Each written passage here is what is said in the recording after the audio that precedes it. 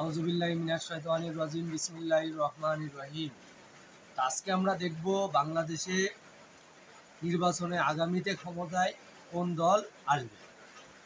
হ্যাঁ, দেখো এটা আমরা কেউই বলতে পারি না, কিন্তু একটা সমাজ একটা শ্রেণীর মানুষ জানেই যে অমুক দলটা আসবে। তো মূলত এই যে দলগুলো এগুলো বাছাই করে কে? এগুলো কি আল্লাহ তাআলা বাছাই করে নাকি পৃথিবীর জনগণ বাছাই করে? আমাদের এটা ভালোভাবে দেখা লাগে। তো তুমি যদি দেখো এই পৃথিবীতে মোট তন্ত্র চারটে। একটা হচ্ছে গণতন্ত্র, একরকম, যেটা আমরা বাংলাদেশ অল পৃথিবীর বেশ কিছু দেশ গণতন্ত্র, সমাজতন্ত্র, রাজতন্ত্র, একনায়কতন্ত্র।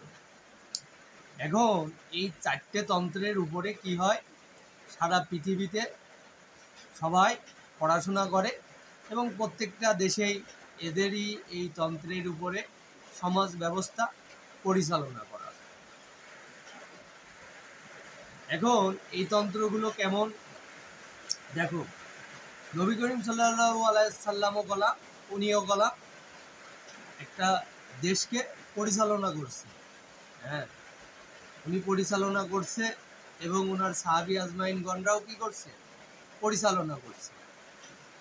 এটা ধরো তুমি মুসলমান ধর্মে, বা তুমি যদি হিন্দু ধর্মে যাও তুমি দেখতে পাবা কৃষ্ণ। হ্যাঁ, ওনারা এখন যদি বলে ওনারা কি নবী না, হ্যাঁ ওনাদেরও ভিতরে অনেক নবী আসছে, মহাভারতে অনেক নবী আসছে, তাদেরকে দেখা গেল কোরআনে সব জায়গায় লেখা নেই, দ্বিতীয়ত ওল্ড টেস্টামেন্টে অনেক জায়গা পাওয়া যাবে এবং তাদেরকে অনেকে চেনেন। এবারে তুমি যদি বলো খ্রিস্টান ধর্মে কি নবী নেই, হ্যাঁ খ্রিস্টান ধর্মেও তারা বলবে সব যতগুলো নবী আসছে এগুলো সব তাদেরই ধর্ম। ঠিক আছে, তারাও কি দেশ পরিচালনা করেনি? করছে। দেখো বলা হচ্ছে নবী করিম হযরত মুহাম্মদ সাল্লাল্লাহু আলাইহি সাল্লাম দেশ পরিচালনা করছে। ঠিক আছে, হযরত ঈসা উনি একটা জাতিকে পরিচালনা করছে। তারপর ইমাম আবু হানিফা উনি একটা সমাজ ব্যবস্থাকে সুন্দরভাবে মেনটেনেন্স করছে, তাকে ইমাম আবু হানিফা বলা। তারপর জাবির ইবনে হাইয়ান উনিও একটা সমাজের ভিতরে বেশ রাষ্ট্রীয়ভাবে জ্ঞান দান করছে। হ্যাঁ, ইমাম বুখারী উনি বুখারী শরীফ অলরেডি বুখারী শরীফের ডাইরেক্ট জনক, উনিও বিশাল এক ব্যবস্থাপনা তৈরি করে গেছে। আল বাতনি, তারপরে মহাকবি ফেরদাউসি ওনাদের বিশাল অবদান, আল বেরনি অনেক অবদান, ইবনে সিনা ওনারও অনেক অবদান, হ্যাঁ ওমর খাইয়াম ওনারও অনেক অবদান, ইমাম গাজ্জালি। ঠিক আছে, এরকম অসংখ্য যারা বলে গেছে, মাওলানা জালালউদ্দিন রুমি, ইবনুন নাফিস, আল্লামা শেখ সাদি রহমতুল্লাহ আলাই, মাওলানা জালালউদ্দিন রুমি, ইবনে নাফিস, ইবনে খালদুন। হ্যাঁ, ঠিক আছে, তো এনারা কি করে গেছে, পৃথিবীতে অনেক কাজ করে গেছে। তো সুলাইমান আলাইহিস সালাম পুরো ইন্ডিয়াকে কি করছে, পুরো ইন্ডিয়াকেই ওনার আয়ত্তে ছিল। মহাভারত যাকে বলা হয়, সম্পূর্ণ কর খাজনা ট্যাক্স উনি কোথায় দিত, বাইতুল মুকাদ্দাসে, ওইখানে জেরুজালেমে পাঠাইতো পুরো মহাভারত। এখন তারা এগুলো ভুলেও গেছে, এগুলো হচ্ছে ইতিহাস। দেখো তারা যখন দেশ এবং রাষ্ট্র চালাইছে, তাদের রাষ্ট্র চালানোর ভিতরে ছিল ইনসাফ, হ্যাঁ ইমানি চেতনা, আর আল্লাহ তাআলা তাদেরকে প্রদত্ত করছে কিতাবের উপরে। আর এখনো যারা কিতাবের উপরে প্রদত্ত হচ্ছে, যেরকম এখন আমরা যে দেশের ভিতরে আছি, মনে করো বাংলাদেশ বলো, আমেরিকা বলো, হ্যাঁ গণতন্ত্র যে দেশগুলো আছে, পাকিস্তান বলো, মহাভারত বলো, তারপরে তোমার সৌদি আরব আবার রাজতন্ত্র, আবার ওই যে ইরাক, কুয়েত, হ্যাঁ ও জায়গায় আবার একনায়কতন্ত্র, আবার তোমার চীন, এরকম আরো কিছু কিছু রাষ্ট্র আছে যেগুলো তোমার সমাজতন্ত্র। হ্যাঁ, তো সমাজতন্ত্র হলে কি হয়, সমাজের কিছু মানুষ মিলেঝিলে যে আইন বিচার শাসন তৈরি করে সেটাকে সমাজতন্ত্র বলে। এখন এই তন্ত্রের ভিতরে যদি বাঙালি আমরা চলার চেষ্টা করি, তখন আমরা গেলাম উঁচু জাত নিচু জাত শুরু হয়ে যাবে। অর্থাৎ এই তন্ত্র গলাম আমাদের দেশে নেই। হ্যাঁ, ধর্মের দিকে আমরা পড়ে যাচ্ছি, ধর্ম বিশ্লেষণ করে যেটা পাওয়া যাবে সেটা আমার বলার থাকলে আমি বলব। তো যারা আমার চ্যানেলে নতুন তারা অবশ্যই সাবস্ক্রাইব করে সাথে থাকবে, চ্যানেলটিকে শেয়ার করবে। তো পারফেক্টলি দেখো যে সমাজতন্ত্র বাঙালি মানবে না। এবার একনায়কতন্ত্র, ওই যে রাজার ছেলে রাজা, যেরকম শেখ হাসিনার ছেলে জয়, তারপরে তারেক জিয়ার ছেলে এই জিয়াউর রহমানের ছেলে তারেক জিয়া, বা অন্য কোনো এরকম দেশেও কি এরকমও মানুষ কলাম মানবে না। ওই রাজার ছেলে রাজা এসে একনায়কতন্ত্র হয়ে যাবে। এখন বর্তমান যে পরিস্থিতি, এই পরিস্থিতি অনুযায়ী মানুষ কলাম এই ব্যাপারে এই বুঝতে চাচ্ছে যে দল আসলে আগামীতে নির্বাচনে কে আসবে। তো এবার যদি তুমি দেখো তাহলে ওইটা একনায়কতন্ত্র হয়ে যাবে। আর রাজা, না না না, এটা একনায়কতন্ত্র না, এটা হচ্ছে রাজতন্ত্র, মানে রাজার ছেলে রাজা। আর একনায়কতন্ত্র মানে একা যতদিন পর্যন্ত সে বেঁচে থাকবে ততদিন পর্যন্ত সে নেতা, তারপর সে মারা যাবে, তারপর সে হ্যাঁ, তারপরে তার আর কোনো অস্তিত্ব নেই। এবার আমরা যদি দেখি তাহলে গণতন্ত্র কি, হ্যাঁ, আমরা এমন একটা দেশে আছি, এমন এক পৃথিবীর ভৌগোলিকের ভিতরে আমাদেরকে নেওয়া হয়েছে। হ্যাঁ, তুমি যদি এই পুরো ম্যাপটাকে দেখো, পৃথিবীর ম্যাপগুলো যদি তুমি দেখো, সেখানেও তুমি দেখবে পৃথিবীতে বেশ কিছু রাষ্ট্র মানুষের নিয়ন্ত্রণে চলে, সেটার নাম হচ্ছে গণতন্ত্র। এটা করলাম একটা ডেঞ্জারাস এবং ভয়ঙ্কর। এখানে মানুষ চিন্তা করতে পারে এই বুঝি সারা বাংলাদেশে এইবার বিএনপিও থাকবে না, আওয়ামী লীগও থাকবে না, আসবে জামাত ইসলাম। এই যে গণতন্ত্র না, এই তন্ত্র এমন এক তন্ত্র না, এটা এক ধরনের মন্ত্র। এটা এক ধরনের মন্ত্র। কেমন মন্ত্র? মনে করো এ মন্ত্র যার কাছে একবার যে পৌঁছবে, সবাই এটাকে, এদেশে যখন থেকে গণতন্ত্র হয়েছে তখন থেকেই সবাই কি করছে, যে হয় একনায়কতন্ত্র বানানোর চেষ্টা করছে, আর নাই রাজতন্ত্র বানানোর চেষ্টা করছে, কায়েম করার চেষ্টা করছে। কিন্তু তো এটা গণতন্ত্র, কিন্তু কেউই কলাম পারেনি, লাস্টিং করতে পারেনি। কি হয়েছে? কিছু রক্তক্ষয় দিয়ে কিছু মানুষের জীবন, মাল, সম্পদ এগুলো নষ্ট হওয়ার পর এই সমস্ত আজব আজব তন্ত্রগুলো তৈরি করার তন্ত্রগুলোর যারা মন্ত্র নিয়ে আইছিল তারা হারাই গেছে। কথা হচ্ছে জামাত ইসলাম আসলেও কি তারাও টিকে থাকবে? কিভাবে টিকে থাকবে? দেখো এই যে যে মানুষের তন্ত্র, আল্লাহ তাআলা বললাম এই যে মানুষের তন্ত্র মানে কি, এটা একটা ভয়ঙ্কর তন্ত্র। হ্যাঁ, এই ভয়ঙ্কর তন্ত্র আল্লাহ বলতেছে যে তোমরা মানুষ, আমরা যে মানুষ, আমাদের যে ক্যাটালগ, যেরকম একটা মোবাইল, তুমি মনে করো এই মোবাইলটা এটা তৈরি হয়েছে, এর একটা ক্যাটালগ আছে। হ্যাঁ, এর একটা কি ক্যাটালগ আছে, এ কীভাবে চলবে, চালানোর নিয়ম কি, কিভাবে মেসেজ যাবে, কিভাবে রিং যাবে। যখন মানুষ আমরা জানতাম না বাংলাদেশে, এখনও ক্যাটালগ সাথে দিয়ে দেয়, তখনও কলাম দিছে যখন ফোন আসছে দেখবার, মানে ফোনটা চালানোর নিয়ম ফেসিলিটি আমাদেরকে শেখানোর জন্য একটা ক্যাটালগ দিয়ে বাড়ায়। এবার যদি আমাদের কাছে, তাহলে আমরা তো মানুষ পৃথিবীতে আসছি নাকি, প্রত্যেকটা নবী রাসূলকে এই পৃথিবীতে পাঠানো হয়, নবীকে পাঠানো হয়, সাথে তার ক্যাটালগ দেওয়া হয় সেই সময়ের কিতাব, তাওরাত, জবুর, ইনজিল, কুরআন। এই যে জাবুর কিতাব মহাভারতের ভিতরে আছে, হ্যাঁ, এই যে তাওরাত কিতাব ওই জেরুজালেমে আছে, হ্যাঁ, এই যে ইনজিল কিতাব সারা পৃথিবীর বিভিন্ন দেশের ভিতরে আছে, এই যে কুরআন পৃথিবীতে যত দেশে মুসলিম আছে সব জায়গায় পৌঁছে আছে। কিন্তু এই কুরআন হচ্ছে কি মুসলমানের জন্য ক্যাটালগ। বাংলাদেশে মুসলমান আছে কত পার্সেন্ট? মুসলমান আছে মনে করো 85%। বাকি তুমি 25% বা 75%-এর বাদ দিয়ে 25% যদি হিন্দু, খ্রিস্টান, বৌদ্ধকে ভাগ করে দাও, 75% মিলেও একজন মুসলমান দলকে কখনো নির্বাচন করে আনতেছে না, তাই তো? আল্লাহ তাআলার কাছে গেলাম এরা কঠিনভাবে ধরা খাবে, এরা কঠিনভাবে ধরা খাবে। হ্যাঁ, কেন ধরা খাবে আমি বলি। কারণ যেহেতু আমাদের মুসলমানের ক্যাটালগ হচ্ছে কোরআন, কোরআন আমাদেরকে কি বলতেছে যে রানী বিলকিস কি বলছিল সুলাইমানের কাছে আসার পরে, যে এক্স্যাক্টলি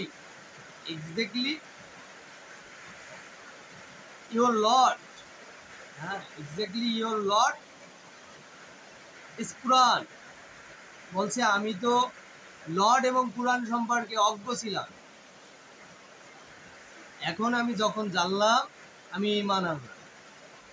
দেখো কি ভয়ঙ্কর কথা, মানে সে কুরআন সম্পর্কে অবগত ছিল এবং সে কি ছিল, এবং আল্লাহ সম্পর্কে অবগত ছিল। আর যে সে স্টোন, সে যখন আসছিল মানে সুলাইমানের কাছে, সুলাইমানের প্রাসাদে, ওটা স্টোন ছিল। স্টোন পৃথিবীর কোন স্টোন? ওই রানী এলিজাবেথের মাথায় দেখছো সামান্য স্টোন? এর থেকে উন্নত মানের স্টোন ছিল তার প্রাসাদে। হ্যাঁ, এই স্টোনের কথা বলা হচ্ছে কোরআনের ভিতরে। বললো এই কি চমৎকার, ইওর লর্ড ইজ কুরআন। তো তার কাছে গোলাম বার্তা পাঠাইছিল, সে গোলাম বুঝতে পারছিল যে কোরআনের কি শক্তি, কি পাওয়ার। কোরআনের গোলাম একটা পাওয়ার আছে, ক্ষমতা আছে। এখন কথা হচ্ছে যে কোরআনের যে নেতা, সবসময় কিতাবের যারা আসছে, প্রত্যেকটা কিতাবের ধারক বাহক যারা ছিল সেই সময়ের যুগে, সেই সময় অনুযায়ী, তখনও গোলাম মানুষের ভিতরে এক ধরনের বিশৃঙ্খলা ছিল। তো আল্লাহ তাআলা গোলাম এরকম আয়াত নাজিল করছিল যে তোমাদের ভিতরে যদি তোমাদের যে নেতা, সে যদি দুর্বল, সে যদি গরিব হয়, সে যদি মানে কি তার যদি কোনো রকম প্রবলেম থাকে, তোমরা কি তাকে নেতা মানবা না? তোমরা কি তাকে ইমাম মানবা না? তো এরকম আল্লাহ তাআলা তাদেরকে বলছিল। তখন ওই রাজ্যের, ওই দেশের যারা ছিল তারা আল্লাহর কাছে বলছিল হ্যাঁ আমরা অবশ্য মেনে নেব। অনেকে গোলাম আবার মেনে নিতে চায় না। আল্লাহ তাআলা ওই সমস্ত জাতির ভিতরেও দেখাইছে, পৃথিবীতে অন্য অন্য জাতির ভিতরেও গোলাম আল্লাহ তাআলা নেতা পাঠাইছে। যেমন কৃষ্ণ মহাভারতে আইছিল, তাদেরকে দেখাইছে, অনেক রাজ্য তৈরি করছে। যখন সব মানুষগুলো উল্টোপাল্টা শুরু করলো, আল্লাহ তাআলা অভিশাপে সাগরের তলে বিলীন করে দিল। হ্যাঁ, হুদ আলাইহিস সালাম আসলো, একটা রাজত্ব দেখালো, তৈরি করলো, নাফরমানি করছে, হ্যাঁ, আর তাদেরকে ধ্বংস করে দিল।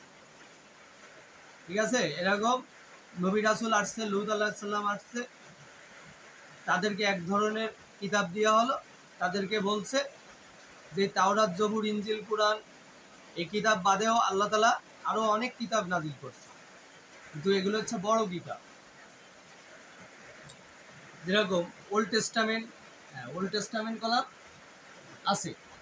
ওল্ড টেস্টামেন্ট কলাম এমন একটা কিতাব, অল পৃথিবীকে বোঝাচ্ছে যে যা কিছু হয়েছিল সেগুলো দেখাইছে। মানুষ কলাম সেখান থেকে ম্যাপ তৈরি করছে, কিভাবে কৃষিকাজ করা লাগবে, কিভাবে খাদ্য উৎপাদন করা লাগবে, কিভাবে মজুত করা লাগবে, কিভাবে মানুষের কাছে পৌঁছতে হবে। এগুলো কলাম জ্ঞানের প্রয়োজন ছিল। মানুষ কলাম এখনকার যুগে ওই জ্ঞানগুলো কলাম যাদের কাছে আছে, তারা দেখো কোনো রকম বিশৃঙ্খলাও করে না, মারামারিও করে না। দেখো তুমি ইউরোপের দিকে যাও, সেখানে দেখবে তারা কলাম এগুলোকে সবই বোঝে, কি করা লাগে। তারা গেলাম ওল্ড টেস্টামেন্ট পড়ে সব কিছু দেখছে, বুঝছে, তাদের দেশকে এমনভাবে সাজাইছে, তুমি দেখবে নবীর সুন্নাত সম্পূর্ণ পালন করতেছে তারা। হ্যাঁ, কিন্তু ওই আমাদের দেশে মিষ্টি খাওয়া সুন্নাত, দাড়ি রাখা সুন্নাত, এগুলো করে করে মানুষের ভিতরে এই সুন্নাতই আইন পাশ করে ফেলেছে। কিন্তু মূলত কি হয়নি, দেশের পার্লামেন্টে মুসলমান যে রাজনীতিতে নেতা হওয়া সুন্নাত, এই আমল কলা কখনোই শিখানো হয়নি। যার কারণে কি হয়েছে, কিতাবগুলো সব ব্যর্থ প্রমাণিত হচ্ছে দিন দিন। আর এইগুলোর জবাবদিহিতা কাদের করা লাগবে? মুসলমানের। যেহেতু কোরআন হচ্ছে মুসলমানের জন্য ক্যাটালগ, যেখানে একজন ইহুদি জিনদের মেয়ে রানী বিলকিস, হ্যাঁ, তার অনেক জ্ঞান ছিল, অনেক বুদ্ধিমত্তা ছিল, ঠিক আছে, সে নিজে চিন্তা করছে যে এক্স্যাক্টলি সুলাইমান এক্স্যাক্টলি, মানে আমি বুঝি না, আমি কিছুই জানি, যে দিস কোরআন ইউর লর্ড, মানে এমন এক কোরআন আর লর্ডের কাছ থেকে আসছে, তুমি যদি আমাকে আরো আগে জানাইতে আমি আরো আগেই ঈমান আনতাম। দেখো, এর উপরে এভিডেন্স পৃথিবীর বুকে তুমি অন্য ধর্মগ্রন্থে গেলেও এই একই রকম এভিডেন্স দিবে, একই রকম কি দেবে, এভিডেন্স দিবে, তারা অন্য কোনো এভিডেন্স দিবে না। এই জন্য অনেক মানুষ দুনিয়াতে আসছে, রাজত্ব করছে। জাপানে তোমার হিটলারও রাজত্ব করে গেছে, হিটলারও দেখাই গেছে কিভাবে রাজত্ব করা লাগবে। আর মূলত পুরুষ যদি নেতৃত্ব না দেয়, পুরুষ যদি নেতৃত্ব না হয়, তাহলে সে দেশে কখনোই কি হবে না, কোনো রকম ফয়সালা আল্লাহ তাআলা দিবে না। দেখো, দেশে এত সমস্যা, এত বিশৃঙ্খলা, নেতৃত্ব হওয়া লাগবে পুরুষ। দ্বিতীয়ত শুধুমাত্র কি চলবে, এত বই পুস্তক, এগুলো শুধুমাত্র চলবে কোরআন, একটাই চলবে, একটা কি চলবে, কোরআন চলবে। আর কি চলবে, নবী করিম সাল্লাল্লাহু আলাইহি ওয়াসাল্লাম যেভাবে বলে গেছে মানুষ যেভাবে চলার কথা ওইভাবেই চলবে। হ্যাঁ, তবে হ্যাঁ, হাদিসের ভিতরে অনেক জাল হাদিস আছে যেগুলো সবাই বুঝবে না। সবাই যদি বুঝবে তাহলে তো সবাই আলেম হয়ে যাবে, সবাই কলাম কি হয়ে যাবে, আলেম হয়ে যাবে। মানুষের উপরে কষ্ট চাপাই দেওয়া যেগুলো থাকবে, এগুলো জাল হাদিস। মানে বুঝতে হবে মানুষকে নিষ্পেষণ করা হচ্ছে। এই পৃথিবীতে মানুষ বড়, প্রথম কি বড়, ইনসান। ইনসান, ইনসানকে চলার জন্য কি আসছে, কিতাব আসছে। কিতাব আলো দেখাবে, পথ দেখাবে, মানুষের উপরে জুলুম করার জন্য না। তাই যে কিতাব তোমাকে জুলুমের মতো আশ্রয় দিয়ে দিবে, তুমি ভাববা নিশ্চয় তার ভিতরে জাল, ঠিক আছে। এই জন্য বিশ্লেষণ করতে গেলেও তোমার অনেক পাওয়ারফুল ক্ষমতা লাগে, অনেক পাওয়ারফুল, অনেক মেধা, অনেক ক্ষমতায় জ্ঞানে উন্নতি হওয়া লাগবে। আল্লাহ তাআলা কলম সবাইকে আবার সেগুলো দান করবেন, এত সহজ জিনিস না। কুরআন আল্লাহ তাআলা বলছে যে জ্ঞানী সম্প্রদায় শুধুমাত্র বোঝে। পৃথিবীতে অনেক তো মানুষ আছে, হ্যাঁ, আইনস্টাইনও কোরআন পড়ছে, স্টিফেন হকিংও কোরআন পড়ছে, হ্যাঁ, স্টিফেন হকিং, আইনস্টাইন, গ্যালিলি, হ্যাঁ, অনেক অনেক বিজ্ঞানী কোরআন পড়ছে কলাম। তারা কোরআন পড়ছে, তারপরেও তারা জ্ঞানী ছিল। কতটুকু জ্ঞানী ছিল, নবী করিম সাল্লাল্লাহু আলাইহি ওয়াসাল্লামের 100 ভাগের 1 ভাগ। আর আমরা মানুষ, আমরা কলাম বিজ্ঞানিকদের 100 ভাগের 1 ভাগ। এখন একজন আল্লাহর ওলি হওয়া ছাড়া, মানে ভালো জ্ঞানী ব্যক্তি ছাড়া এত বিশ্লেষণ কলম করবে না। আর এখনকার সময়ের কি বলছে যে এটা হচ্ছে পৃথিবীর শেষ সময়, মানে এটা কোন সময়? শেষ সময়। নবী করিম সাল্লাল্লাহু আলাইহি ওয়াসাল্লাম বলল, আমার মৃত্যুর পর শেষ সময়। হ্যাঁ, নবী করিম সাল্লাল্লাহু আলাইহি ওয়াসাল্লামের মৃত্যুর পর শেষ সময়। সাধারণত ওমর, আবু বকর, উসমান ওনারা যখন রাজত্ব করছে 400 বছর, 300 বছর ধরো ঠিকভাবে চলছে। পরে আস্তে আস্তে গোলযোগ বিশৃঙ্খলা সৃষ্টি হয়েছে। কেন? মানুষ কোরআন থেকে অন্য পথে চলে গেছে। দেখো, পৃথিবীতে অন্য অন্য ধর্ম বইগুলো আছে, মানুষও বেশি আছে সেসব ধর্ম। সব ধর্মে মানুষ বেশি আছে, যেরকম হিন্দু ধর্মে বেশি মানুষ না, খ্রিস্টান ধর্মে বেশি মানুষ আছে, ইহুদি ধর্মে অল্প মানুষ আছে।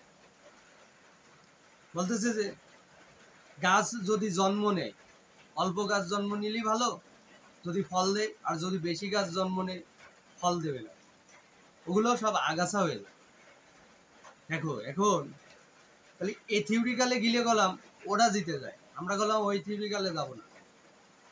আমাদেরকে বলা হচ্ছে যে কুরআন এমন একটা ধর্মগ্রন্থ যেটা কিনা ওই যে সুলাইমান আলাইহিস সালাম এবং রানী বিলকিস কি করলো যে এক্স্যাক্টলি, মানে আমি কিছু জানতাম না, আগেও না পিছেও না, Sulaiman exactly your lord this Quran. হ্যাঁ, উনি কলাম কি করলো, সহজে চিনে ফেললো। এজন্য যারা মুমিন, যারা ইমান, আল্লাহ তাআলা যাকে ইমান দেয় সে কুরআনকে সহজে চিনে, নাহলে সে কোরআনকে সহজে চিনতে পারবে না। কোরআন তো সবাই পড়ে, তুতা পাখির মতো যদি সারাদিন পড়ি, কোথায় কি বলা আছে, কোথায় কি না বলা আছে। আল্লাহ তাআলা বলছে বুঝে বুঝে পড়ো, তুমি বুঝে বুঝে তেলাওয়াত করো। কোরআন আমি সহজ করেছি উপদেশ গ্রহণের জন্য। উপদেশ গ্রহণকারী কেউ আসো কি? হ্যাঁ, উপদেশ গ্রহণ করবে এরকম মানুষ পৃথিবীতে ছিল, তারা গ্রহণ করে তারা তাদের দেশ রাষ্ট্র সব পরিচালনা করতেছে। শুধু পরিচালনা করতেছে না আমরা, কারণ কি আমাদের দেশে গণতন্ত্র আছে, মানে মানুষ যেটা বলবে যখনই কেউ আসবে। এখন এটা ছিল মানুষের মন থেকে কোরআনটাকে মেনে নেবে মানুষ, কি থেকে? তার মন থেকে। যদি কোরআনটা তার মন থেকে না মেনে নেয় তাহলে দেশে কোরআন প্রতিষ্ঠিত হবে না। আর কোরআন যদি প্রতিষ্ঠিত না হয়, ওই যে ধরবে কিভাবে, যে উকমুন বুকমুন, হ্যাঁ, যারা এগুলো বলে গেছে, যারা ভুলভাল বলে গেছে, আল্লাহ তাআলা তাদেরকে দোজখে নিয়ে যাবে। হ্যাঁ, যারা ওই মিথ্যা অপবাদ রচনা করে বেড়ায়, মিথ্যা কথা বলে বেড়ায়। ঠিক আছে, যে মিথ্যা কথা, মিথ্যা রচনা, মিথ্যা গীবত এরকম যদি কেউ করতে থাকে, আল্লাহ তাআলা তাদেরকে কঠিন শাস্তি দিবে, পাকড়াও করবে। যাদের জ্ঞান ছিল তারা তাদের জ্ঞানকে প্রয়োগ করেনি, সঠিকভাবে মানুষের কাছে জানায়নি। আল্লাহ তাআলা বলল জাহান্নামের ভিতরে এক ধরনের পাথর চামগুলতির মতো ঘোরে। হ্যাঁ, মুসলিম শরীফ হাদিস, যে চামগুলতির মতো ঘোরে এবং মানুষের মাথায় এসে কি করে, লাগে। বারে বারে সে জীবিত হয় এবং তার মাথায় এসে লাগে, কারণ তারা তো জ্ঞান জানতো, তাদের জ্ঞান ছিল, গরিমা ছিল, মানুষকে সঠিক তথ্য দিইনি। দেখো এই পৃথিবীতে চিরকাল মানুষ বেঁচে থাকে না, মানুষ মারা যাবে, মানুষ মরণশীল। মানুষ যদি সত্য কথা বলে না যায়, কোরআন অনুযায়ী যদি প্রত্যেকটা মানুষ দেশ পরিচালনা না করে, হ্যাঁ, কোরআনের নিয়ম অনুযায়ী যদি কেউ না চলে, অবশ্যই আল্লাহ তাআলা তাদেরকে ধরে ফেলবে, তাদেরকে কঠিন পাকড়াও করবে। সতর্ক করে দেওয়ার দায়িত্ব কে হয়েছে? সতর্ক করে দেওয়া লাগে। আল্লাহ তাআলা কলাম ধরবে সহজ হিসেবে। তোমার জ্ঞান ছিল তুমি বলে দাও, যার জ্ঞান ছিল না সে বলিনি। ঠিক আছে, এখন ওই এগুলো কোনো ভয়ঙ্কর কথা না, কারণ গণতন্ত্র যখন হয়ে যাবে, মানুষের তন্ত্র, মানুষ যাকে নির্বাচন করবে, মানুষ কখনো তন্ত্র, মানুষ কখনো কিছু লিখতে পারে? হ্যাঁ, এখন যে দেশে আছি, দেখো এ তন্ত্র কেন মানবে মানুষ? এখন এটা মানতে হবে কেন? কারণ আমরা এখন যে দেশে থাকি না কেন, যে দেশের তন্ত্র থাকবে ওই তন্ত্র অনুযায়ী চলতে থাকতে হবে। নিজেরা এই তন্ত্র ঠিক করা লাগবে। যেরকম নবী করিম সাল্লাল্লাহু আলাইহি ওয়াসাল্লাম আয়েশা কলাম তন্ত্র ঠিক করছে, তিনি একরকমভাবে তন্ত্র ঠিক করে গেছে। সে তন্ত্র ঠিক করে গেছে কি তরবারির মাধ্যমে না, দাওয়াতি কাজের মাধ্যমে। তরবারির তন্ত্র হয়েছে পরবর্তীতে, কিভাবে সেটা আলাদা বিষয়। আর ঈসা ইবনে মারিয়াম, জিজাস, তিনি কি করছে, তিনি বাইতুল মুকাদ্দাসে আসলো, দেখলো কবুতরের খাঁচা, গরুর খামার, বিভিন্ন কিছু বেচা কিনা হচ্ছে। বললো কি করো, ট্যাক্স প্রথা চালু করলো। বললো যে কি, যে তার পিতার গৃহে কি করো, ট্যাক্স দাও, এবং এদেশের সরকারের গৃহে ট্যাক্স দাও। বর্তমান সময়ের যে ফেসাদ, যে এই যে তন্ত্রের কথা বললো, তাহলে মনে করবে, মানুষ ভাববে কি, যে মনে হয় তাহলে গণতন্ত্র মানে না। কি ব্রেন! দেখো ঈসা ইবনে মারিয়ামের ব্রেন ছিল, কিন্তু মানুষ কলাম তার সাথে জালিয়াতি করছে। আল্লাহ তাআলা কলাম তাকে উঠায় নিছে। মানুষ কলাম এরকম তথ্য কলাম জানে না। সে আসলো, বলল কি, যে রবের গৃহে ট্যাক্স দাও।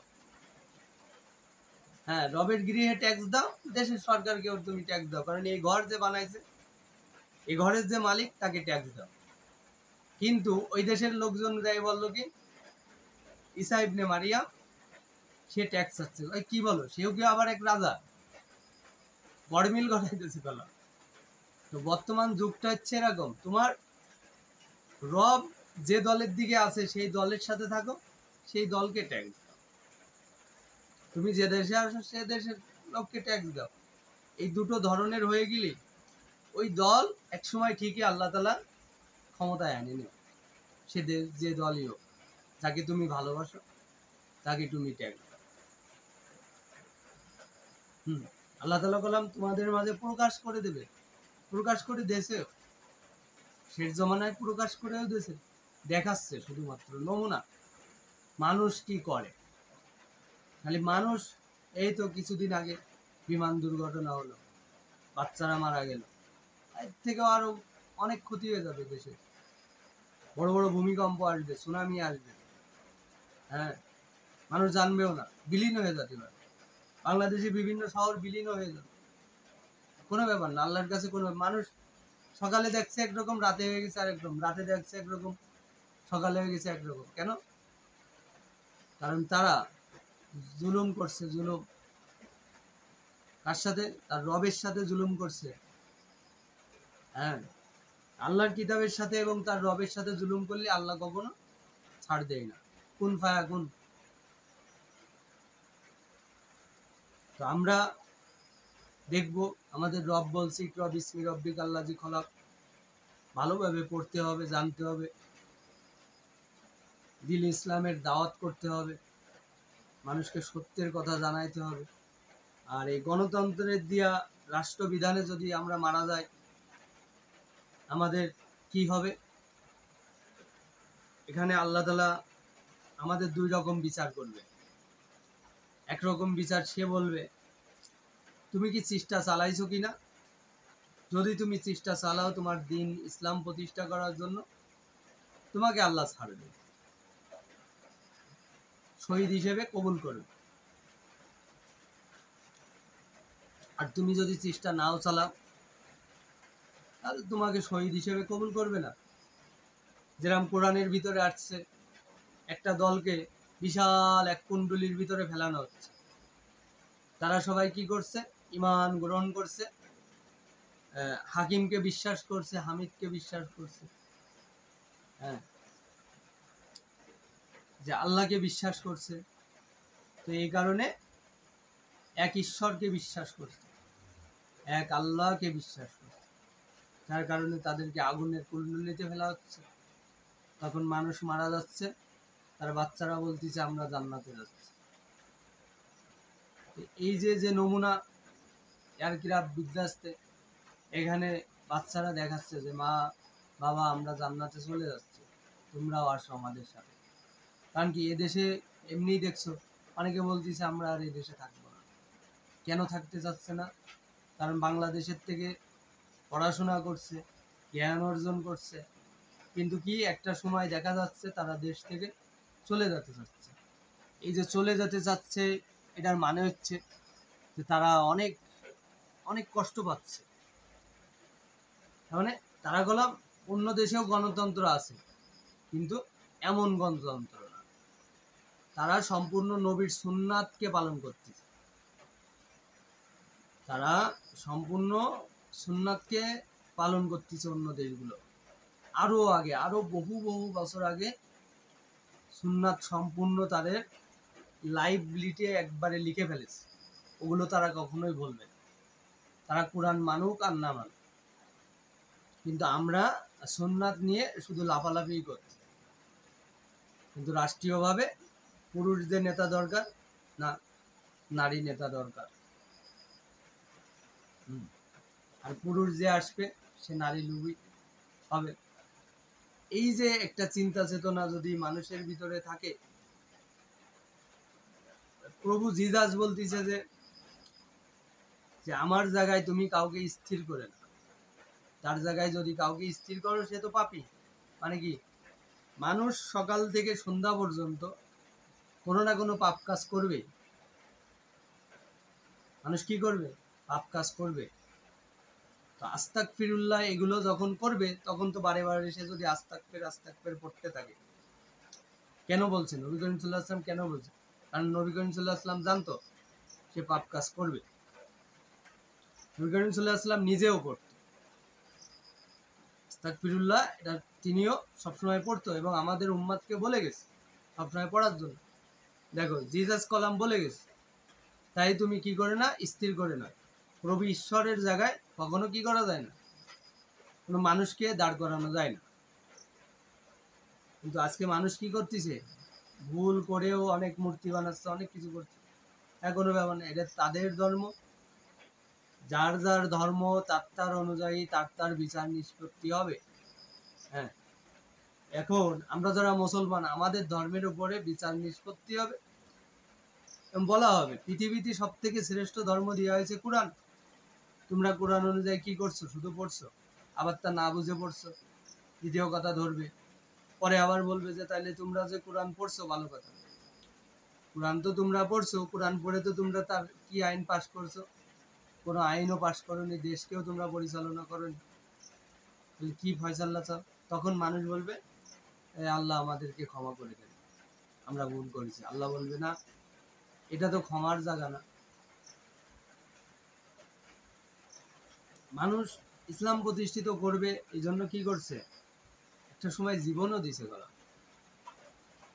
একজন নারী, যে নারীকে আমরা এখন বসাই, ঠিক আছে, বলবে যে নারী কলাম শাসন ইসলাম আনছে, এই কথা বলবে মানে শয়তানের পাল্লায় পড়ছে।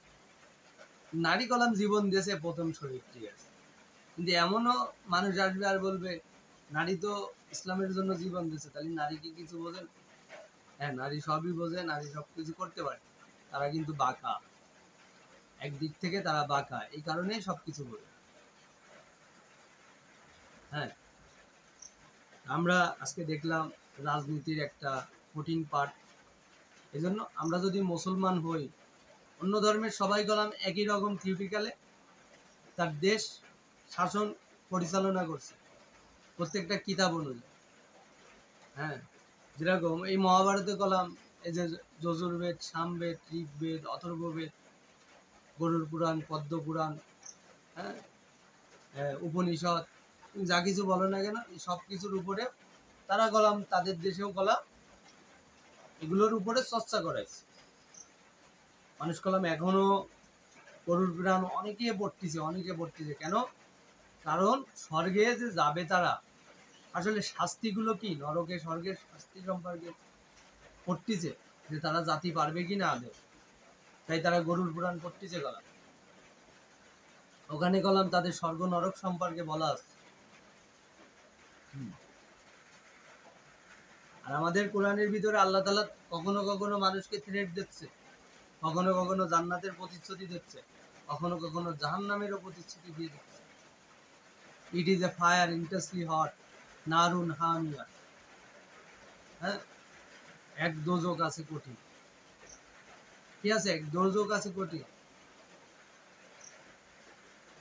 আমরা আজকে যে বিষয়ের উপরে দেখলাম, বিভিন্ন ধর্ম বিভিন্ন রকমভাবে অনেকেই কি করছে সারা পৃথিবীতে, কেউ দেশের জন্য কাজ করছে, কেউ দেশের ভালোর জন্য অনেক মনীষীরা কাজ করছে, কেউ কেউ রাষ্ট্র পরিচালনা করছে।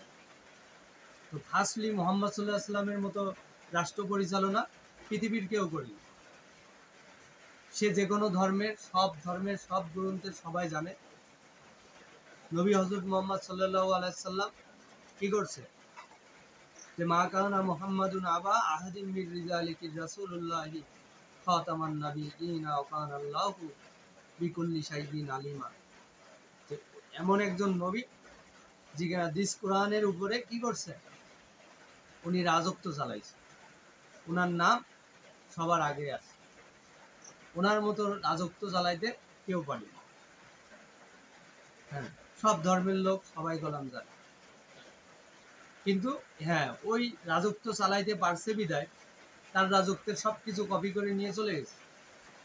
আর আমরা রাজত্ব চালাইবো বলে আমরা ভিক্ষা করে বেড়াচ্ছি। ভিক্ষা করে করেই মনে করো স্বাধীনতা যুদ্ধের পরের থেকে ভিক্ষা করে করেই খালি ইসলামের কথা বলে বলে ভিক্ষা করেছি। করতে করতে এমন এক পর্যায়ে চলে আসছে, এখন অন্য লোকগুলো কি করতেছে, মানে টাকা পয়সা মারতে মারতে যা কিছু প্রয়োজন ছিল সব করতে করতে তারাই বর্তমানে দেশের প্রধান হয়ে বসে আছে। অবশ্যই আমরা যেন এখান থেকে আল্লাহ তাআলা যেন আমাদের সবাইকে ক্ষমা করে দেয়, আর আমাদেরকে যেন আল্লাহ তাআলা তৌফিক দেয়, আমরা যেন ইসলাম প্রতিষ্ঠিত করতে পারি। আল্লাহ তাআলা যেন আমাদেরকে ইসলামিক দ্বীন হিসেবে কবুল করে নেয় এবং আমরা যেন দেখে যেতে পারি। এই দোয়াটা আমাদের সবসময় কি করা লাগবে। আল্লাহ তাআলা বলতেছে, যদি আমরা ইসলাম প্রতিষ্ঠিত না করতে পারি, আমাদের যত ধর্ম, আমাদের যত কর্ম, এগুলো আল্লাহ তাআলার কাছে গ্রান্টেড না। কুরআন আমাদেরকে এভিডেন্স দিচ্ছে, ডাইরেক্ট বলতেছে তোমাদের কাছে তোমাদের এগুলো কোনো গ্রান্টেড হবে না, কারণ তোমরা ইসলামের জন্য কিছুই করতেছো না। ইসলামের জন্য আমরা কিছুই করতেছি না। তো অবশ্যই আমরা যদি ইসলামের জন্য কিছু করতে পারি, আল্লাহ তাআলা যেন আমাদেরকে সেই তৌফিক দান করে এবং আমরা যেন সুন্দরভাবে দ্বীন ইসলাম প্রতিষ্ঠিত করতে পারি। আল্লাহ তাআলা যেন আমাদেরকে এই তৌফিক দান করে। হ্যাঁ, এখান থেকে বিদায় নিচ্ছি। আল্লাহ হাফেজ।